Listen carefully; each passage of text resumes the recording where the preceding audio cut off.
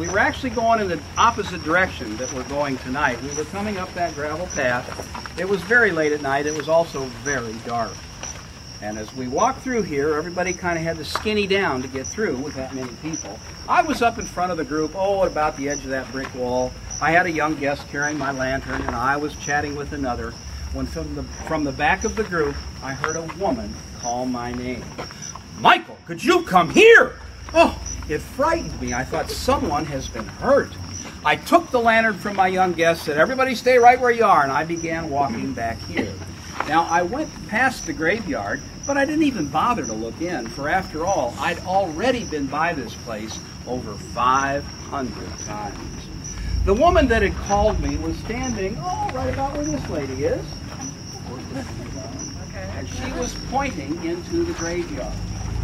And as I approached her, she said, "Do you know who that is?" Do you know who that is? And for the first time, I looked. That woman, her husband, and about 15 other guests behind them had all stopped because standing right there in that very darkened corner of the graveyard was a figure. I looked at the woman, I looked at the figure, I looked back at the woman, and I could hear everyone else who had heard her question walking toward me. Does he see that? Does he know who that is? And then two thoughts went through my head. The first was, thank goodness the lady is okay. The second was, I got a group about to go out of control. For what we all could plainly see right back there was a figure.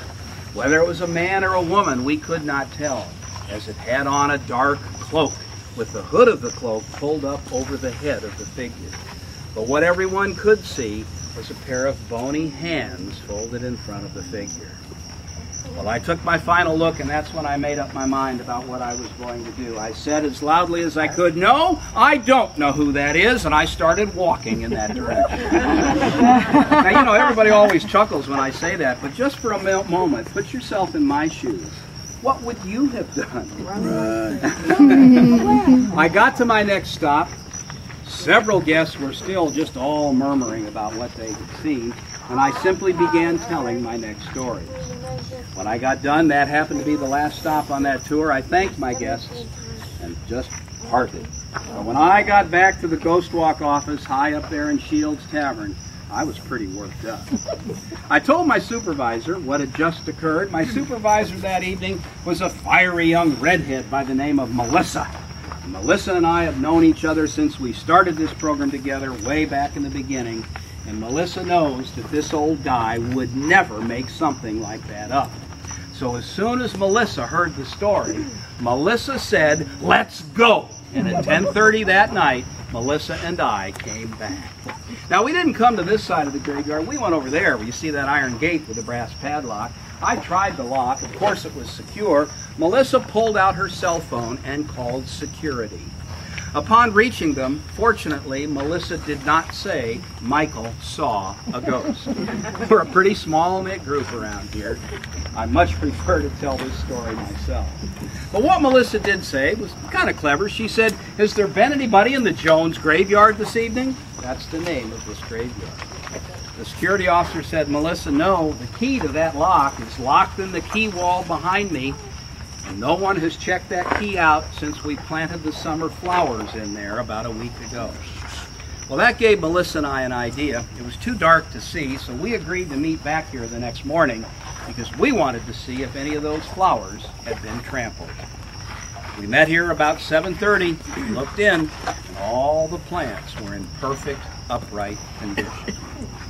Boys and girls, ladies and gentlemen, there is absolutely no doubt what that woman, her husband, and everyone else on that ghost walk saw in that graveyard that night.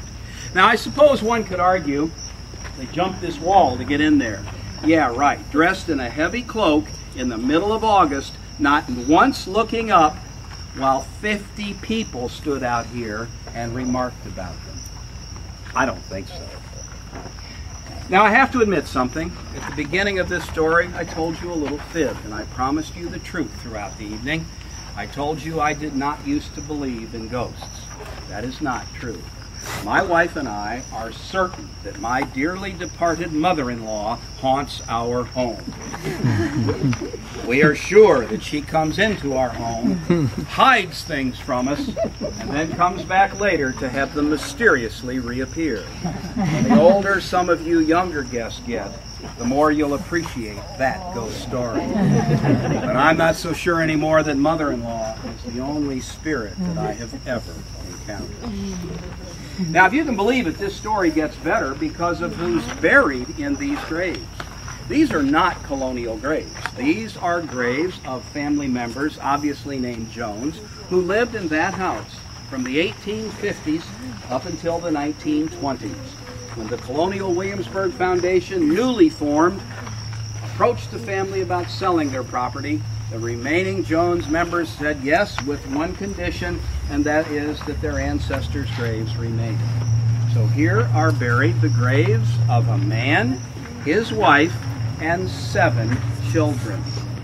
7 daughters, each of which was born here in Williamsburg, lived here their entire lives, and died here, not one of whom ever married.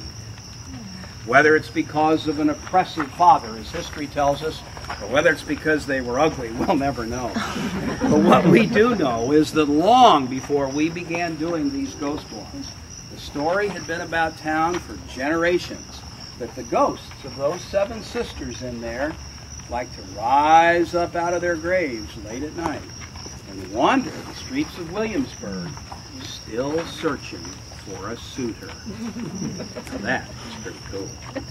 All right, let's turn around and head back down Dog Street and see what else we can see. I need another volunteer. Where are they? I'll appoint one if I... Oh, there you are, sir. All right. Very good. Thank you. Matt, you better get to the front.